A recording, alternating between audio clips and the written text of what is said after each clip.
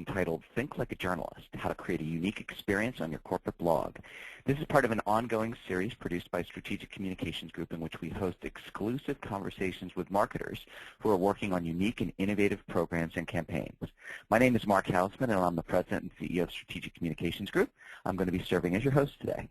Strategic Communications Group creates integrated content marketing and sales enablement campaigns for business-to-business clients in technology, software, security, healthcare, and financial services. Today, I'm fortunate to be joined by my colleague, Ryan Schraden, a director at Strategic Communications Group. You'll learn more about Ryan's background during today's talk, yet for the past 5 years, what I can share with you is that he has been a driving editorial force behind a number of well-read and respected technology blogs. So before we get started, a couple of housekeeping things.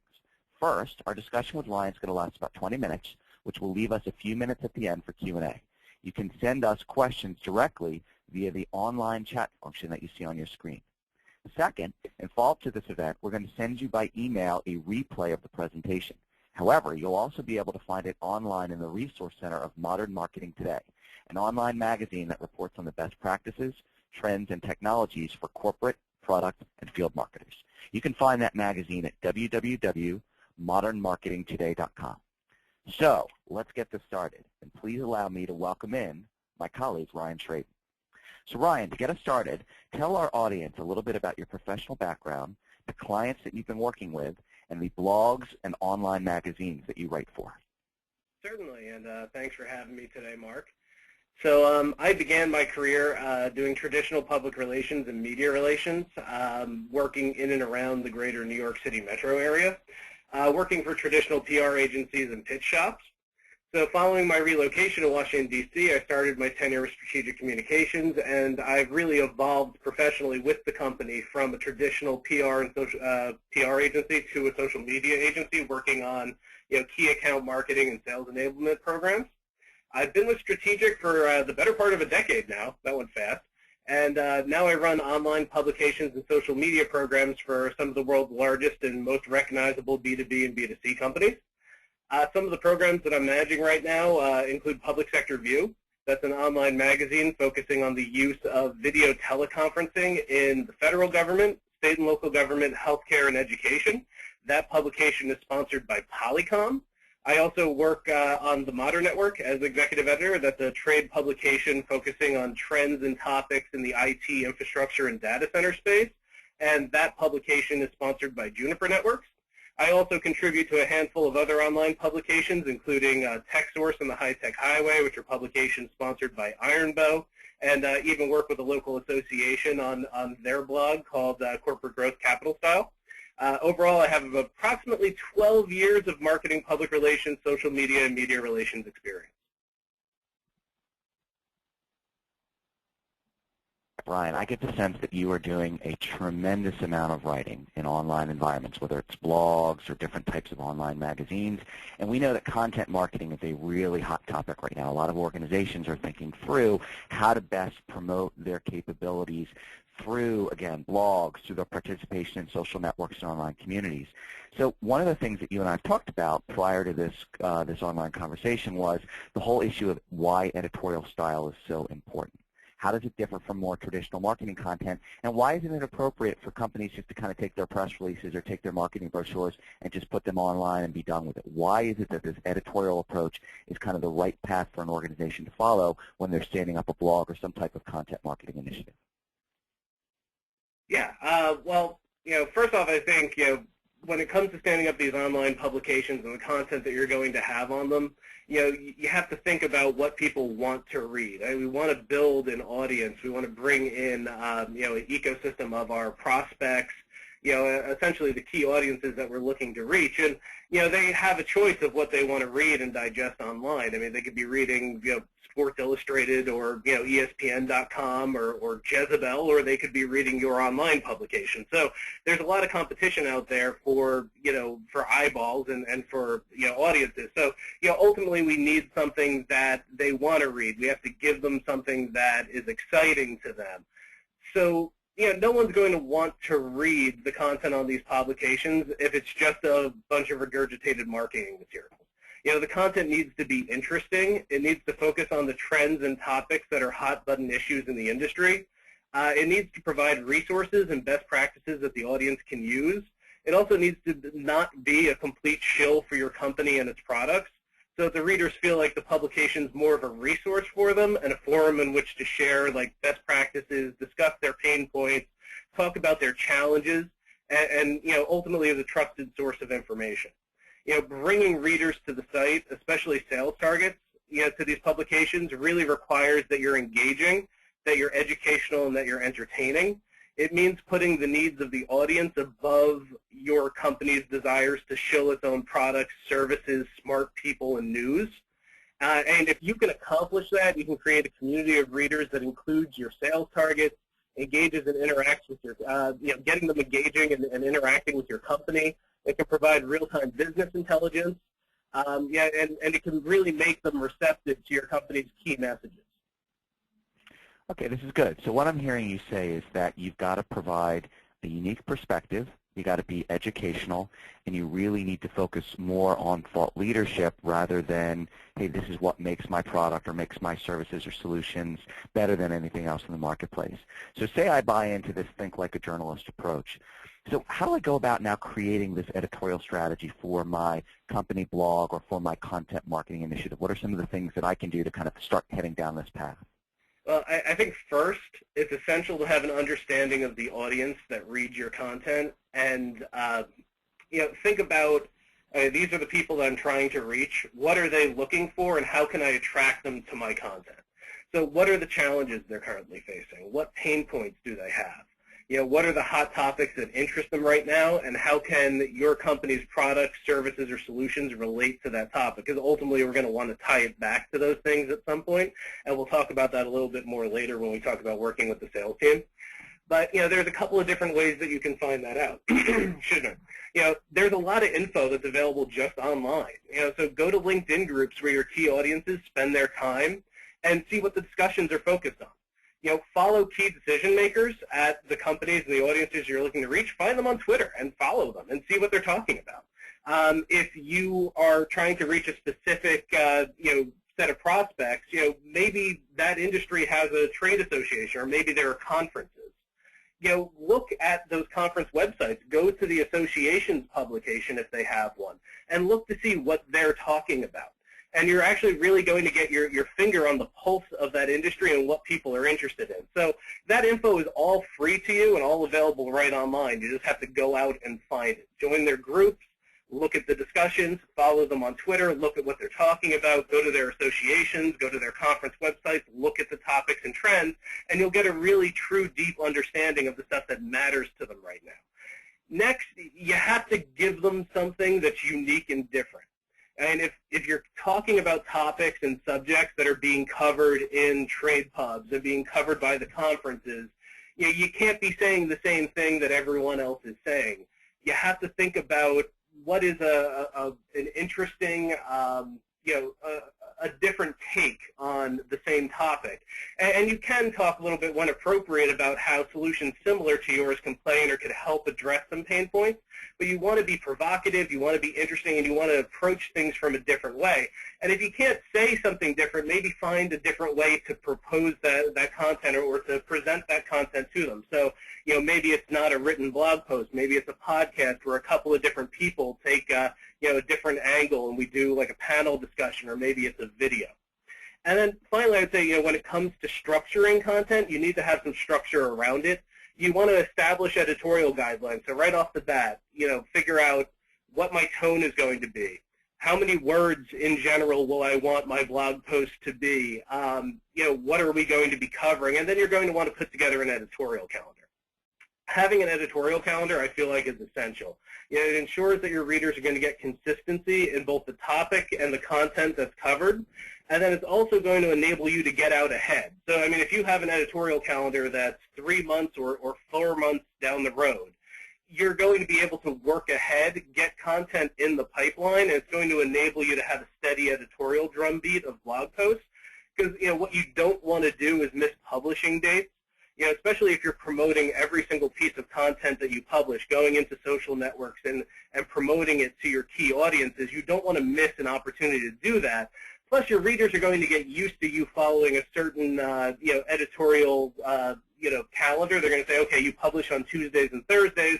I have to go check out the Modern Network, or I have to go check out, Public Sector View. They publish on Tuesdays and Thursdays, or Mondays and Wednesdays. And then if you don't have a new piece of content up that day, you're going to be disappointing your readers. So you want to make sure that you have your content well out in advance, planned out in advance, get it into the pipeline so that you don't miss one of those publishing days. But, little pro tip for you too here. Even though you have an editorial calendar, don't be married to it. Make sure that that thing is a living document. If you're planned 3 months out ahead, that's great. But if something happens, like let's say you're a security company and there's like a major vulnerability that gets discovered this week, you don't want to have to, you don't want to say, oh great, well I'll cover that when I have a hole in my editorial calendar 3 months down the road, because it's going to be past its expiration date. No one's going to care anymore. So you want to make sure that it's a living document, that you have some flexibility and agility built into your editorial calendar, and that you're not so married to the thing that you can't cover a topic while it's hot and interesting to your readers. Okay, very interesting. So let's now drive into kind of a tactical approach here. So I get it. We've got thinking like a journalist. We've got an editorial strategy that we're buying into. We've constructed that strategy around what our customers' needs are, what our prospects' needs are, what we're hearing from our partner community. But now I got to get into day-to-day execution, right, Ryan? And we know strategy is only as strong and as effective as how you execute on it. So a lot of times you're working with clients, you're working on different types of content initiatives where you got to write stories a couple times a week, or you got to create a podcast, or maybe even get into video. Can you take us through a little bit kind of the process or the approach, the methodology that you use when constructing a specific piece of content so you're staying true and adhering to this think like a journalist type approach? Sure thing. Well, we talked about coming up with the topics for all that content and really kind of keeping your pulse on what's going on and what your audience is interested in. And, once you've accomplished that and you figure out what your topics are going to be, and you actually sit down and try to wrap your head around putting together a piece of content, it's essential. And there's another thing that we talked about, not making an advertisement for your company. I feel like the first instinct for a lot of marketers is to just start back up with their marketing content and talking about their products and their services. You have to put that aside. So we have our topic. We know what we want to write about. We've put aside our marketing and our public relations materials. And what I really found the best way to approach it is to work with a lot of different people and bring in a lot of different sources. So, I have this piece of content that I want to put together. I know exactly what I'm going to write about. Well, let me start bringing in the experts to get their ideas and get what they would want to say about this particular topic. And one of those people can definitely be someone from your company. So identify a subject matter expert who's really smart about something. Say, hey, I'm writing this particular topic, this article on this particular topic. What is it that you would want to say about this? Or, why is this important right now? Or what are the challenges these people are facing? Interview that person, and then that's going to give you a lot of information to help you craft this. But I wouldn't stop there. Like I said, this can't be an ad for your company. So if you're only using, your company's subject matter experts, there's a chance that it's going to skew very much to, be very similar to your marketing materials, your key messages. So I would look for multiple different people that you can quote and bring into each of your articles. So let's identify a third party. Let's talk to somebody in my company, but, maybe we reach out to a partner. If you have a rich partner ecosystem, maybe you reach out to someone and say, hey, we're working on this article. I'd love to get a couple of quotes from you. Maybe reach out to an industry analyst.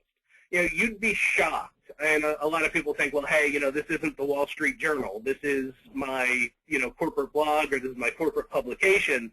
Who's going to want to be interviewed for this thing? But I tell you, especially when it comes to industry analysts, they are very self-promotional, and they would love to see their name published, even if it is just, your corporate publication or this publication that you stood up online.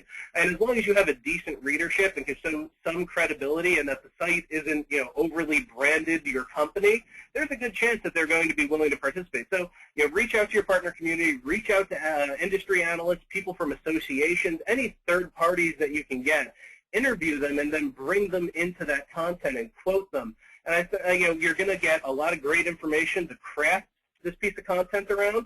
and then you're going to get some really interesting third-party points of view and information to build into that article. And it's going to add a lot of credibility to the content, and then on top of that, every single one of these people that's quoted in this, I guarantee you that they're going to share that content with everyone they know, because they're going to be like, hey, look what I did. This is great. These people interviewed me. So everyone is a little bit self-promotional, and they're going to go onto Facebook. They're going to go onto LinkedIn and Twitter and tell everyone they know that they were interviewed and published in this publication. And then, break out of just written blog posts. There are other things that you could do as well. Look at like podcasts and videos. This is a great way of presenting content to people that's outside of the written word. Everyone digests content in different ways. I personally like written posts. I like to pull them up in the car when I'm on the metro and, on my cell phone, and I'll read them on my smartphone. But, some people prefer podcasts. They want to download something and listen to it while they're on the elliptical at the gym, or they want videos because they just would rather watch content. So, diversify the content, think written word, but also think, how can I bring in podcasts and videos? And if you are bringing in podcasts and videos, just make sure, a lot of us have PR backgrounds or marketing backgrounds, and make sure your interview subject is prepared. Give them their questions at least 24 hours in advance. Make sure that they're media trained. There's nothing worse than a spokesperson that stumbles around, doesn't get the key messages out, and sounds really uncomfortable. Your listeners and viewers are going to know right away. And then you can really have some fun with this as well. If you're doing a podcast, if you're doing a video, you can get kind of crazy with it. Think about your key audiences. Think about the people that you're trying to build relationships with. A lot of times they're probably sales prospects. Can you interview them? Can you get them on a podcast? Can you do a panel discussion with them on a video? And that is a great way to build a relationship with them, and it's also a good, appropriate way to get them together with someone that you would love them to meet. So, if you have a sales guy or a subject matter expert who's really smart, maybe he's the other person on that panel with the sales prospect. Now you've just put them in the same room and they can interact with each other. So I would definitely say, reach out to multiple third parties, get as much information and quotes as you can. It's going to help you in a lot of different areas, from content creation to content promotion. Make sure your people are media trained, and think about lots of different ways you can present your content, from written word to podcast to video. So Ryan, you just used the S word, sales. So I've bought into this, right, and now I've got my corporate blog stood up where I've got a content marketing program in play, and I'm thinking like a journalist, and I'm taking this thought leadership approach, and I'm starting to build readership, I'm starting to build community, and a lot of good things are happening. But one of the things I know is, as a marketer working for an organization, ultimately one of my responsibilities beyond awareness, beyond brand building, beyond credibility, is to help my sales team drive deal flow. And you've just raised the issue. You just opened the box by talking about sales. So let me ask you this question. Where is the intersection between this type of think like a journalist approach to content marketing and blogging and measurable sales activities? Sure. Yeah, and honestly, sales is really, really important in this entire process. From content creation all the way through to promotion and then ultimately sales enablement, it's important to really be engaged with the sales team. First off, right off the bat, if the sales team is doing its job, it's constantly sitting down with prospects and customers on a regular basis. So that makes them a source of market intelligence for you. They should be able to tell you what topics and trends are important to the customers and prospects. You remember that first part of putting content together was know the audience and know what they're interested in. What better way to find that out than sit down with the person who's in meetings constantly with your key audiences and talking to them about their pain points and challenges. And it's a lot easier than doing a lot of extensive internet research if you just sit down with a sales guy and be like, hey, you were in with, X company last week. What's their problems right now? What were they talking about?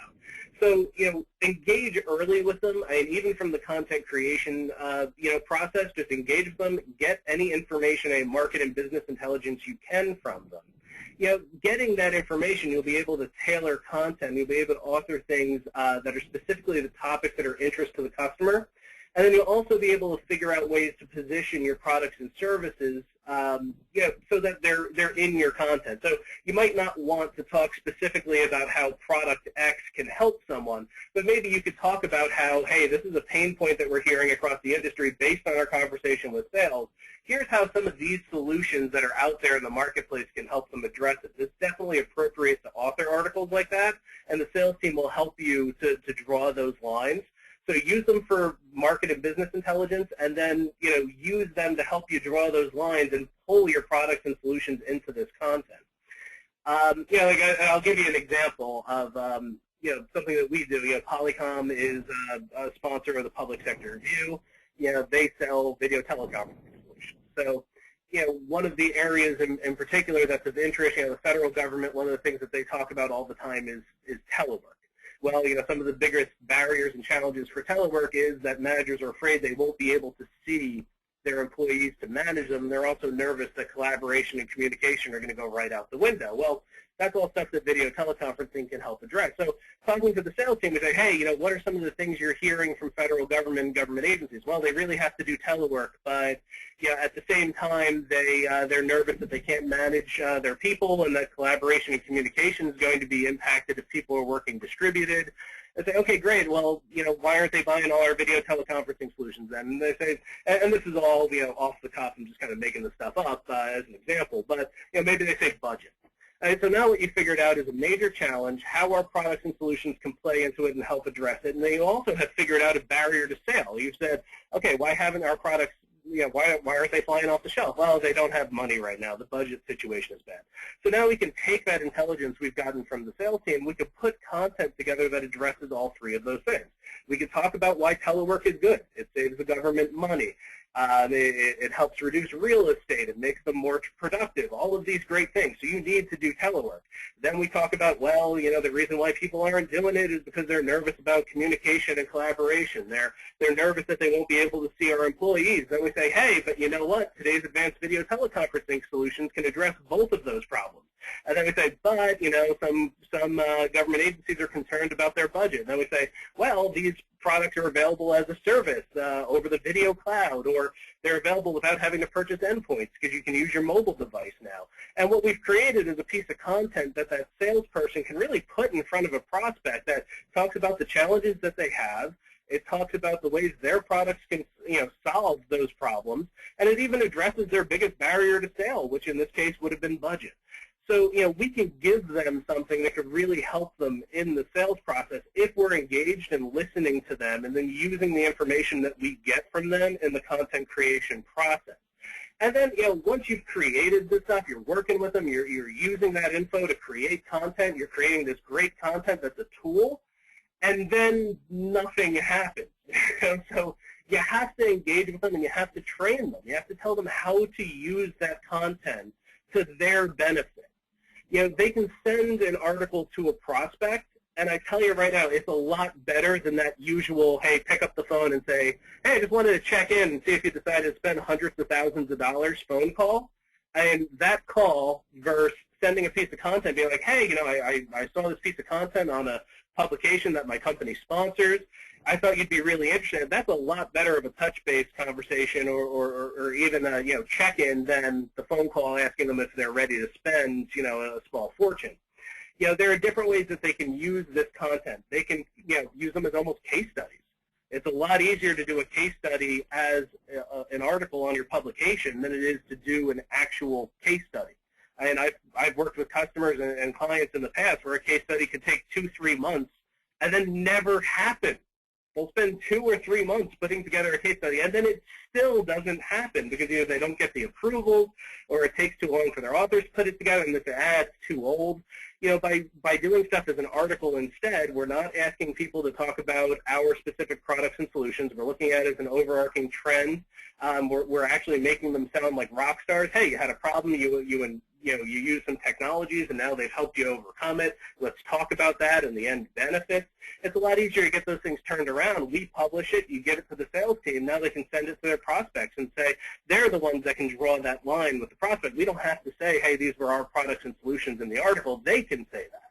They can send it to someone and say, hey, that problem that you're having? Read this article. This organization, this company had the same problem that you guys did. They incorporated our technologies, they implemented our solutions, and look, it fixed all that. That's a really powerful sales tool. So business intelligence, market intelligence, work that into your content, and then teach them how to use the content. And it'll be a really effective sales tool for them in the sales process. All right, so to translate what you're saying, so the think like a journalist approach with your blog or your content marketing program creates a level of implied credibility that the sales team can then leverage to be more influential and impactful with their prospects and their existing customers, which leads to a final question here. And we've just got about 2 minutes for you to answer this question, okay? So we've talked about sales team, we've talked about content. I'm investing a lot of time and effort and resource on this type of program. How the heck am I measuring its effectiveness? All right, it's a great question, and ultimately this is a tough one to answer, especially in 2 minutes, but I'll give it my best. So, right off the bat, all of these different tools that you use to create these publications have analytics built into them or available for them, and a lot of times these tools are free. So right off the bat, when you're standing up one of these online publications, you want a certain level of credibility, and to get that, you need a quantity of readership. No one's going to want to engage with a publication that has 5 readers. To be a credible publication, you need to get your readership number up. So visitors to your site is going to be important, and that's something that you're going to want to use these analytics tools to gauge. And what is the appropriate number of people to read the site? I don't know. There really is no appropriate number. The answer, I know I've heard you say this, Mark, before, and I concur with you. The answer is just enough people to give us credibility as a publication. So, number of visitors is important. But then there's also the quality of visitors. So if we're bringing in 10,000 people to our site every month, that's great. But if none of them are people from our target audience, none of that matters.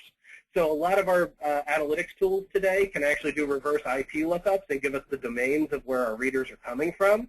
So now we can actually gauge quantity of readership and quality of readership and look to see where these people are coming in and determine if they're part of our key audiences, which is essential right now. So, how do we determine success? Quantity of readership, the quality of readership, and then, and this is why I say it really depends, because ultimately there may be other goals that you've established for your online publication. If you created this as part of your corporate site, and you wanted to, for SEO purposes, put a lot of content up there with a lot of keywords and bring more people into your site, and that was your goal, was bring more people to my corporate site, well, then you're going to want to look and see, is my SEO better? Is my site bringing in more people from search? And your analytics tools will tell you that. So, quantity and quality of reader is essential, but then ultimately all of your other metrics for success are going to come down to what were the goals that you've established for this program.